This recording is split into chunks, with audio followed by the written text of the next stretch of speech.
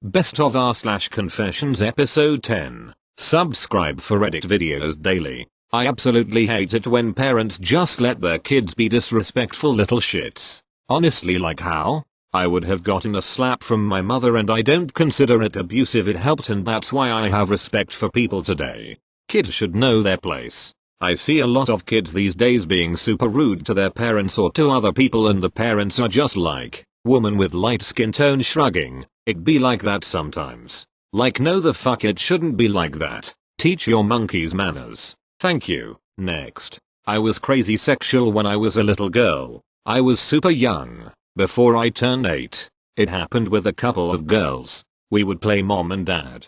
It basically consisted of us making out and having oral sex. It's fucked with my sex life my whole life as an adult. I've never brought it up in therapy. It makes me super ashamed. It's also made me struggle with my sexual orientation since I was a teenager. This keeps me up at night sometimes.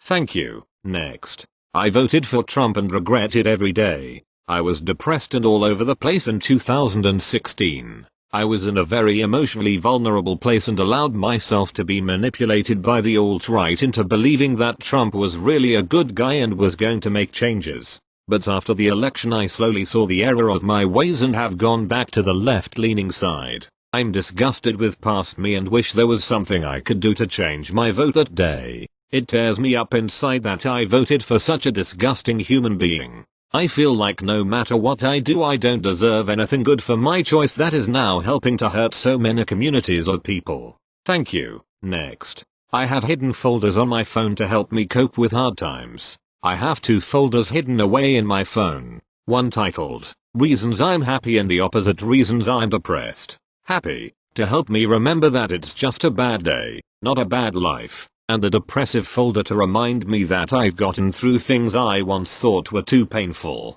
Each containing screenshots/interactions I've had with people that help me in different ways. Texts, Snapchats, everything. I've currently been going through a rough patch. A very low depressive episode that I'm struggling to pick myself up from. I'm not sure the happy folder is currently helping, but rereading all the good things people say about me, exes who have apologized for their previous ways, for hurting me, for people genuinely telling me I'm a good friend or a good person, it gives me hope that this too shall pass. And that's a gift in itself. Thank you. Next. I didn't realize pretzels weren't made of wood until I was around 14. It just made sense to me as a kid. Nobody told me they were as a joke or anything. I reached this dumbass conclusion on my own. Pretzels are hard and brown, and when you crunch them it just sounds wooden. There are loads of different interesting vegetables, fruits, foods, so I just assumed pretzels were the twigs from some sort of specially bred tree. The first time I saw a soft pretzel, I was confused. Very confused.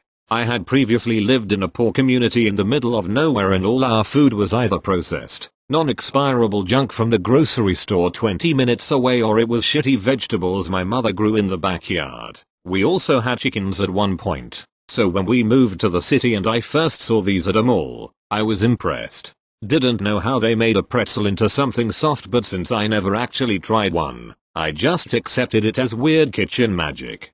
I was hanging with friends at the park when epiphany occurred. My friend Sarah was talking about a fight that had broken out a few days prior at school. She used the expression ate dirt, which somehow led the rest of us dumbass kids to wonder what would happen if somebody literally ate dirt. During this discussion, I said something along the lines of, well, people eat pretzels so maybe it's a thing. This prompted a lot of weird stares my way and I tried to explain my rationale because pretzels were wooden, which led to a sea of laughter from my friends. Nobody directly told me that I was wrong, but their confusion and laughter was enough to make me question what I had said. When I went home and googled pretzels, I felt like a total dumbass. Loki made me question my entire worldview. Thank you. Next. When I was in high school I got really drunk with some friends and woke up to my best friend sucking my dick while I slept. I never told anyone the story but just wanted to get it off my chest.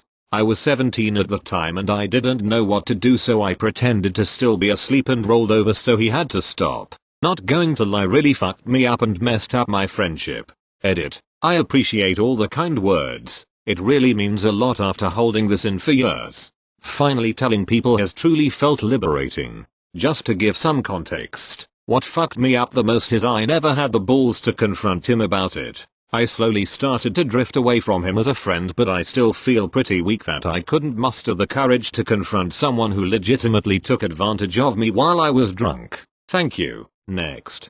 Disabled doesn't mean boring. I'm in a wheelchair. I can feel but not move very well. My legs. I'm 19. Have shoulder-length brown hair and medium-sized boobs. B. I never skip arm day and I have a fast metabolism, so I'm pretty thin, which is good because getting heavy is a real problem for people in chairs for lots of reasons. I'm nice and flirty and cute, but most guys think that I'm kinda stupid or somehow off limits for sex. I'm not. Here's some things you should know. I love to give head. Some people do, some don't. I do. I can do it from my chair sometimes, but my neck gets sore, so plop me on the edge of your bed and let's go. Yes, I'd be very happy for you to give me head, but not for like an hour. If I don't come in the first 10 minutes, I'm not going to, so let's move on. If you want to tie me up, yes please. It's a time saver. Just tie my wrists. I'm not going to move my legs anyway. Yes, I can come, and pretty easily, too, just not always with oral penetration, though. I have a hard time shaving my legs, so I get them waxed. And my pussy. Guys are surprised by this. If you get my pants off, it's fine to show surprise as long as you're happy about it. I don't really like anal, but that has nothing to do with being in a chair. I just don't like it. If I stay at your place, get ready to help me, carry me, but I'm very light.